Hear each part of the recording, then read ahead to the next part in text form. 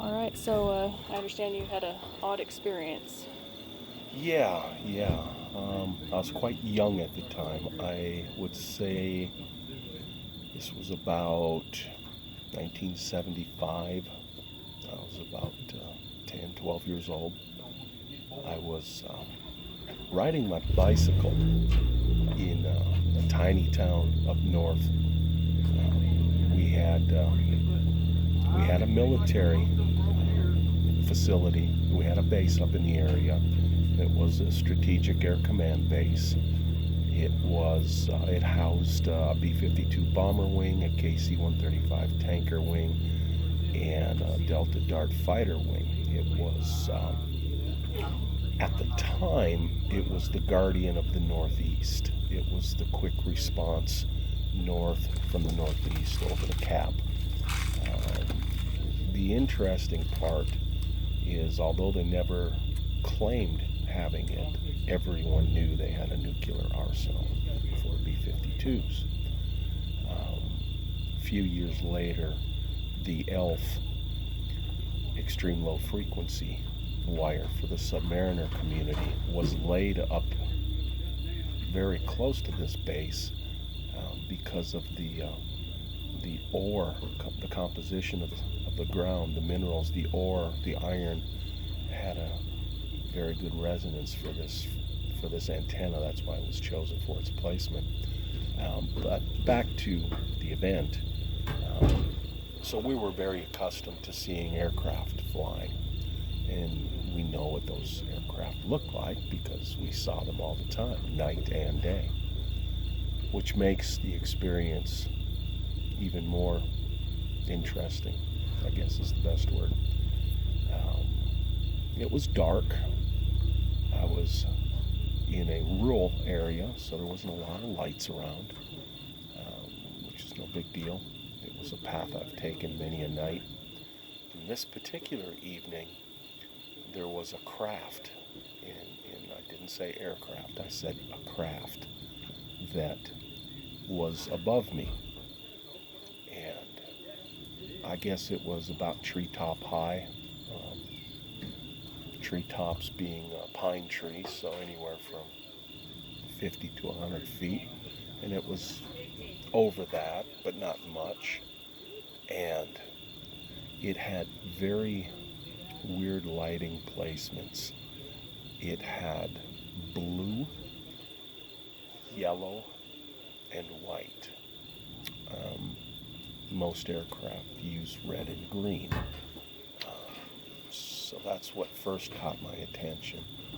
And they would intermittently flash. There was about 6 or 7 of them in no particular color order that I can remember or recall. Um, Made me want to pedal a little bit quicker, and I did. And it made me take different directions, and I did. It alarmed me very much so at first. I was in my youth, as you can well imagine. And as I moved, it moved in conjunction with me. And I would deviate back to the original path, and it would also. And I was pedaling even quicker. And I would go the other direction, and we did this back and forth for about 10 minutes. It was about a 30-minute bicycle ride from where I started to where I was going. And I even stopped, and it kind of did a U and turned it into a circle and was just over the top of me. Again, at about treetop or a little bit taller height. And it was weird because I wasn't quite as scared as I first was at that juncture. I was very curious. And I paused for a moment and just looked at it, and the lights were just flashing. It was dark enough to where I couldn't really tell the shape of the craft, but I know what a helicopter sounds like, and this wasn't making a helicopter sound, and the fact that it was over the top of me suggested that it wasn't an airplane. Obviously, not many of those kind can just hover. They make some now, but to my knowledge, they didn't in the 70s. And I took off on my bicycle again, and I got to a steep hill, and as I crested the hill, I looked back and it was gone. And that was the last I had ever seen of it. So you had never seen anything like that before? Nothing before or after. Or since?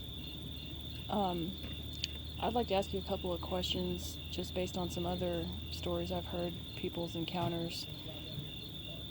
Did you feel like you had any thoughts placed in your head?